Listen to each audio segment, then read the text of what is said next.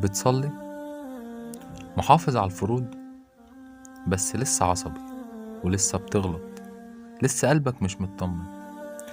طب في سؤال مهم جدا، هل أنت بتؤدي الصلاة ولا بتقيم الصلاة؟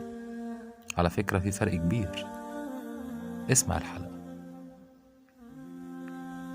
بسم الله والحمد لله والصلاة والسلام على رسول الله صلى الله عليه وسلم.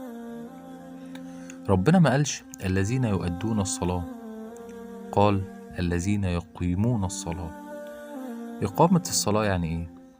يعني تبقى واقف قدام ربنا بقلبك قبل جسمك.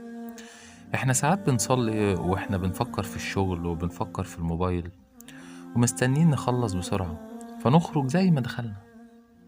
يعني على قد تركيزك على قد الأثر. ليه الصلاة مهمة أوي؟ لأنها أول حاجة هتتحاسب عليها.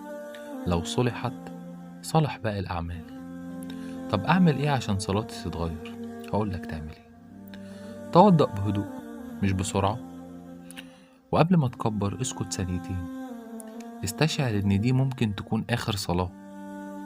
حاول تفهم معنى سورة الفاتحة، جرب تصلي ركعتين بوعي كامل وشوف الفرق.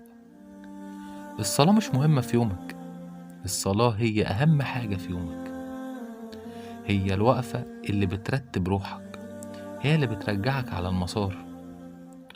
لو صلاتك ما بتغيركش، راجع قلبك، مش بعدد الركعات لكن بالخشوع، بالدعاء.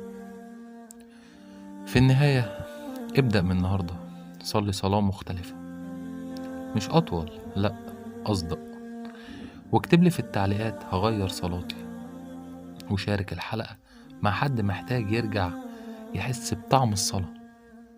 وكان معكم أحمد علاء في برنامج رسالة، والسلام عليكم ورحمة الله وبركاته.